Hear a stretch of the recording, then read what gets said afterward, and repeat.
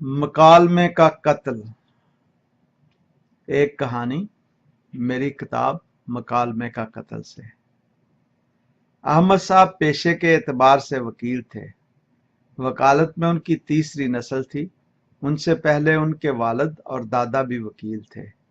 वकालत के पेशे से वाबस्तगी की वजह से इलाके में उनका काफी असर और रसूख था। उनका मामूल था वो सरे शाम खाना खाकर सैर की गरज से घर से निकल खड़े होते। बाज़ औक़ात उनके मिलने वाले कभी उन्हें किसी पान की दुकान और कभी चाय के किसी खोखे पर रोक लेते और उनसे गुफ्तगू का सिलसिला शुरू करते जो देर तक चलता रहता। आज भी कुछ ऐसा ही हुआ था। जैसे ही वो सैर के लिए अपने घर से निकले, चंद मिलने वालों ने उन्हें सरेराह घेर लिया। ये मिलने वाले मकामी कॉलेज के चंद तालिब इल्म थे जो अहमद साहब से मौजूदा मुल्की सूरत हाल पर बहस मुबासा करना चाहते थे। अलैक सलैक के बाद उन्होंने यके बाद दीगरे अहमद साहब पर सवालों की बौछार कर दी। वो मुल्क की मौजूदा सूरत हाल पर परेशान थे और जानना चाहते थे कि क्या होने जा रहा है। मुल्क के बारे में लड़कों की तशवीश देखकर अहमद साहब ने हस्बे मामूल जेब से सिगरेटों का पैकेट निकाला, एक सिगरेट सुलगाया और फिजा में धुआं छोड़ते हुए कहने लगे, पाकिस्तान पटरी से उतर गया है। आगाज तो ठीक था, लेकिन बाद में इतनी बार इसकी डायरेक्शन तब्दील हुई है कि अब ये चाहे भी तो राह रास्त पर नहीं आ सकता। फिर थोड़े तवक्कुफ से बोले, और सच तो ये है कि कोई चाहता भी नहीं कि पाकिस्तान राह रास्त पर आए। लड़कों ने अहमद साहब की बात सुनी तो परेशान हो गए। वो सब मुल्क के मुस्तकबिल के बारे में पहले ही परेशान थे। अहमद साहब के जवाब ने उन्हें और भी परेशान कर दिया। उनकी हालत उस मरीज जैसी थी जो जानता है कि वो बीमार है लेकिन कोई दवाई खाना नहीं चाहता, खास तौर पर कोई कड़वी दवाई तो बिल्कुल नहीं खाना चाहता। उनकी हालत देखते हुए अहमद साहब ने कहा, इलाज तो है लेकिन दवाई जरा कड़वी है। अहमद साहब, आप कड़वी से कड़वी दवाई तजवीज़ करें, हम वादा करते हैं कि हम पाकिस्तान को बहरानों से निकालने के लिए वो दवा इस्तेमाल करेंगे। पाकिस्तान के अवाम से भी दरख्वास्त करेंगे कि उनके सामने हाथ जोड़ेंगे कि अपने वतन की खातर वो आपकी तजवीज़ करता कड़वी गोली निगलें।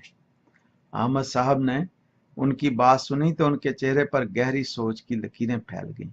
उन्होंने सिगरेट का एक तवील कश खींचा और फिर बोले, सिर्फ इंसान बनकर सोचना और अमल करना शुरू कर दें, बाकी सारे मामला ठीक हो जाएंगे। अहमद साहब की बात सुनकर लड़कों ने कहका लगाया। वो अपनी नातजुर्बाकारी से अहमद साहब की बात की गहराई न समझ सके, लेकिन फिर भी इस्तफामिया अंदाज में बोले, अहमद साहब, ये कौन सी कड़वी गोली आपने तजवीज़ की है? हम सब इंसान हैं और इंसान बनकर सोचते हैं, लेकिन हमारे मसाइल गंभीर से गंभीर तर होते जा रहे हैं। सब पाकिस्तानी इंसान जरूर हैं, लेकिन वो इंसान बनकर सोचते नहीं हैं।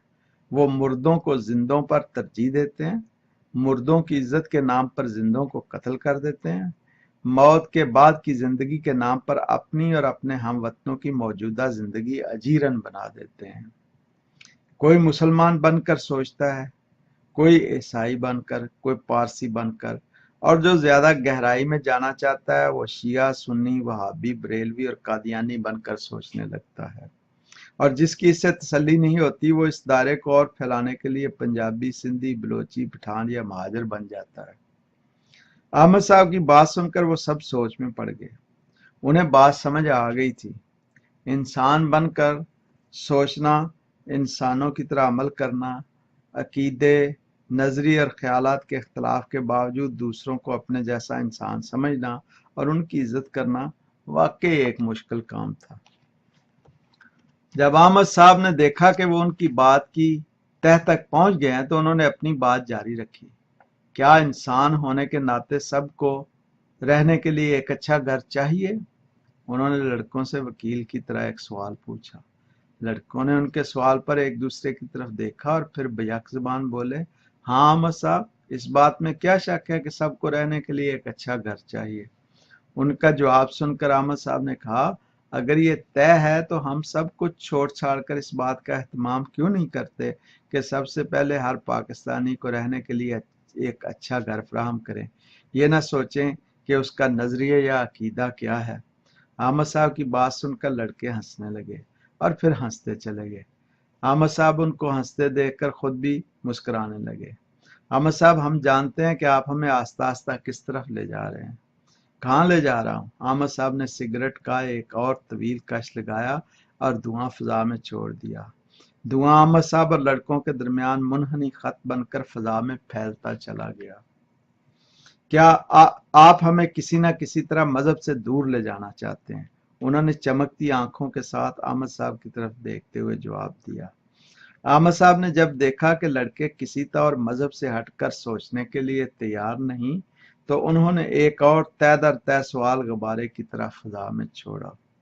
اچھا یہ بتاؤ، اگر پاکستانی اچھے گھر میں رہیں، 3 وقت پیٹ بھر کر کھانا کھائیں، سب بچے اچھے اسکولوں میں پڑھیں، بیماروں کا اچھے اسپتالوں میں علاج ہو، سفر کرنے کے لیے اچھا ٹرانسپورٹ سسٹم ہو، اچھی سڑکیں ہوں، جدید ریلوے سسٹم ہو جس پر تیز رفتار گاڑیاں چلیں، لوگوں کو ملازمتیں ملیں، کام کرنے کا ماحول صاف ستھرا اور پرسکون ہو، ہر انسان کو عزت ملے، تو کیا اس سے مذہب خطرے میں پڑ جائے گا؟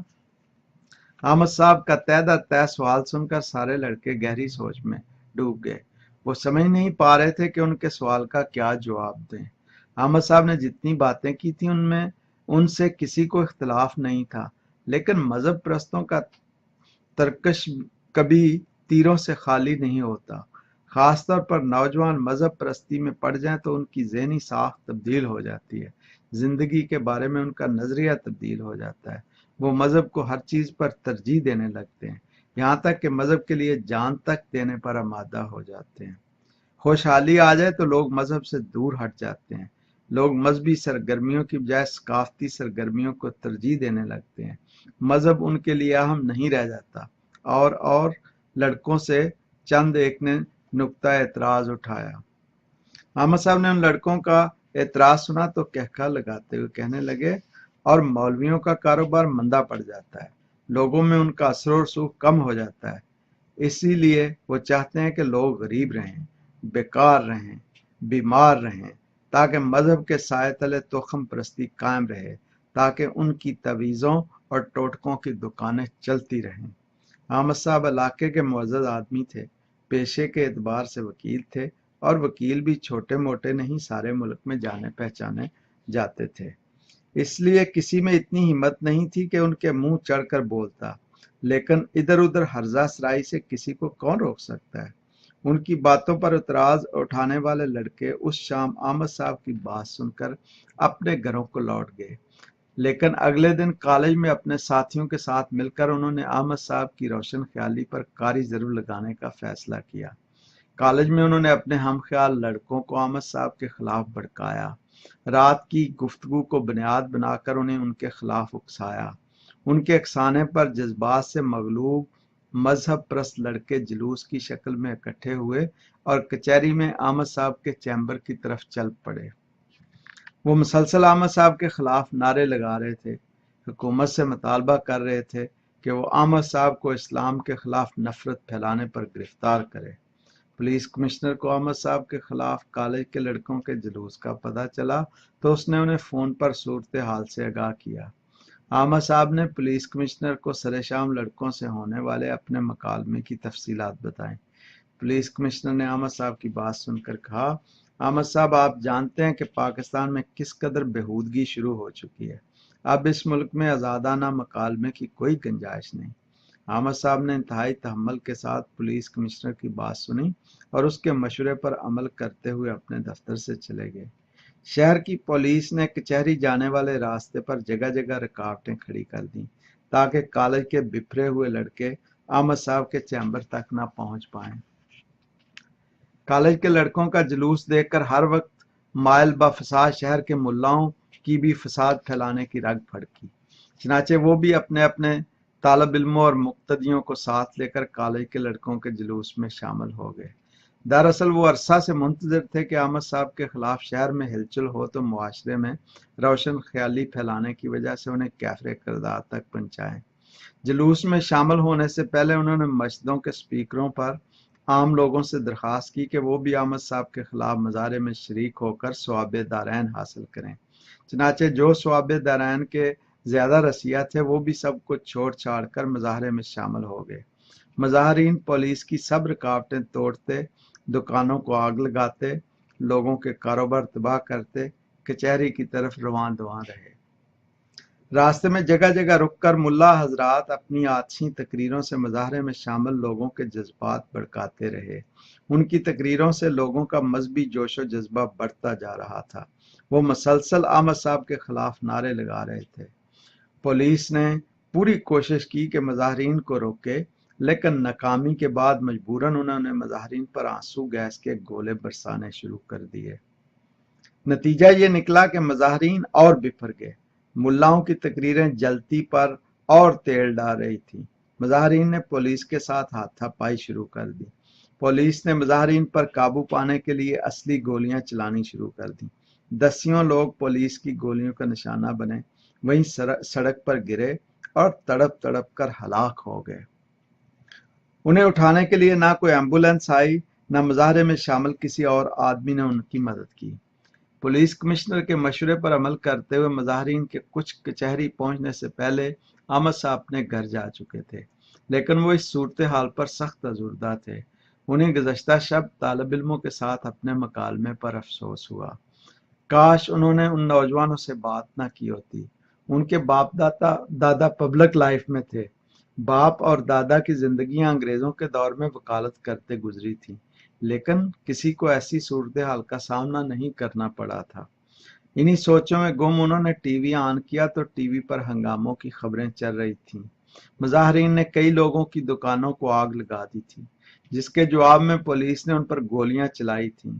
گولیوں سے کئی مظاہرین ہلاک ہو چکے تھے۔ ہلاک ہونے والوں میں زیادہ تعداد طالب علموں کی تھی۔ احمد صاحب کو خبریں سننے کا یارہ نہ رہا۔ انہوں نے ٹی وی بند کر دیا۔ مرنے والوں کو یاد کر کے ان کی بوڑھی آنکھوں میں آنسو آ گئے۔ انہیں لگا ان کی وجہ سے دسیوں بچے ناحق ہلاک ہو گئے ہیں۔ معصوم بچے جو پڑھ لکھ کر فارغ ہوتے تو اپنے والدین کا سہارا بنتے، اپنے ملک کی خدمت کرتے، بھرپور زندگیاں گزارتے، لیکن اب وہ پولیس کی گولیوں کی نظر ہو چکے تھے، اور یہ سب ان کی وجہ سے ہوا تھا۔ وہ دکھ اور غم سے نڈال ہو گئے۔ انہوں نے پولیس اسٹیشن کال کر کے چند مرنے والوں کے گھر کا پتہ حاصل کیا اور گاڑی میں بیٹھ کر گھر سے نکل کھڑے ہوئے۔ وہ چاہتے تھے کہ مرنے والوں کے گھر جا کر ان سے اظہار افسوس کریں۔ وہ گاڑی چلاتے مرنے والے ایک لڑکے کے گھر پہنچے تو وہاں لوگوں کا مجمع لگا تھا۔ انہیں دیکھتے ہی مجمع میں ارتعاش پیدا ہو گیا۔ لوگوں نے ان سے وہاں آنے کا سبب پوچھے بغیر احمد صاحب پر ہلہ بول دیا۔ انہوں نے بہت کوشش کی کہ وہ انہیں بتائیں کہ وہ مرنے والے کے لیے اظہار افسوس کرنے آئے ہیں، لیکن کسی نے ان کی بات نہ سنی۔ انہیں جلد ہی صورتحال کی نزاکت کا اندازہ ہو گیا۔ انہوں نے گاڑی میں سوار ہو کر وہاں سے جانا چاہا، لیکن مجمع نے ان کی گاڑی کو آگ لگا دی۔ اللہ اکبر کے نعروں کے شور میں روشن خیالی کی بات کرنے والا وکیل سرے عام جل کر راکھ ہو گیا۔ ان کے جلائے جانے کی خبر جنگل کی آگ کی طرح شہر میں پھیل گئی۔ اگلے دن کالج کے مذہب پرست لڑکوں نے پھر جلوس نکالا۔ شہر بھر کے ملا بھی ان کے ساتھ تھے۔